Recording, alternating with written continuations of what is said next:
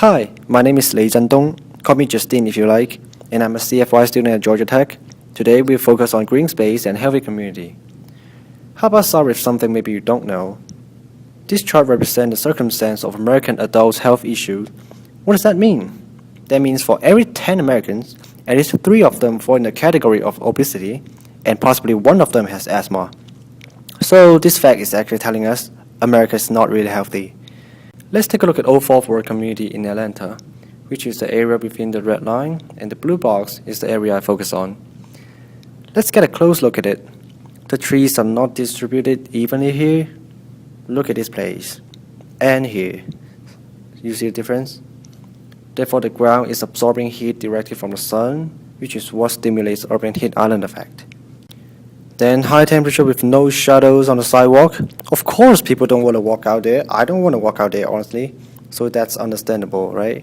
However, the decrease of physical activity is exactly what increased the rate of obesity in the US population.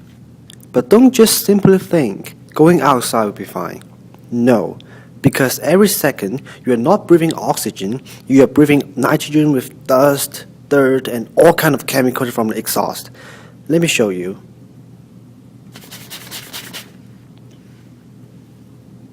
See the dust on it? Well, fortunately, these are all solvable problems because they have been solved in somewhere else. In Chicago, the government responded to the risk of urban heat island effect by announcing a new program, the Sustainable Backyard. What it basically did was the government paid citizens cash back if they plant new plants in their backyard in order to cool down the temperature. In Hong Kong, there are hundreds of volunteers participating in the Million Trees project and successfully planted lots of trees on the mountain to improve the air quality. What are the key factors behind all these achievements? Yeah, you're right, money and volunteers. So same method, different places, works the same way. We could improve Old Fourth Ward by incorporating green space with money and volunteers. First, the government could spend some money on trees to create more shadows and building small parks with fitness equipment and benches. I propose small parks first because it's easy to build and do not take up too much space. Secondly, because several small parks will actually invite more people than one single big park in a community. So in this way, people are more likely to come out since they do not have to walk in the sun and there's a place to sit. Besides, industrial designers could design plant racks. This is the plant rack I'm talking about. It's simple to make so that volunteers could complete them by hand.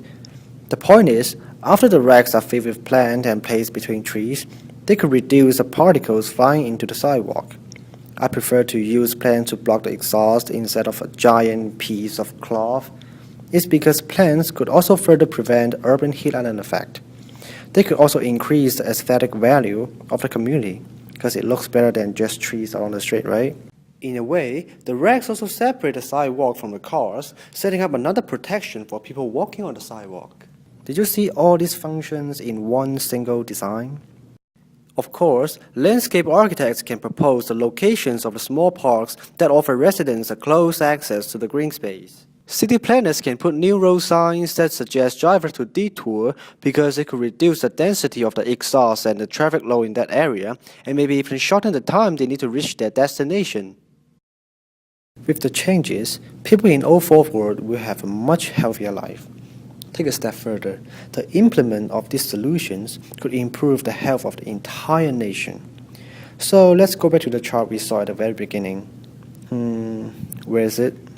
Oh, right here. With all those changes, this is what we will have. I'm interested in being an industrial designer to improve people's quality of life. Well, that's the end of it. If you have any questions or comments, feel free to email me. Thank you for watching. See you next time.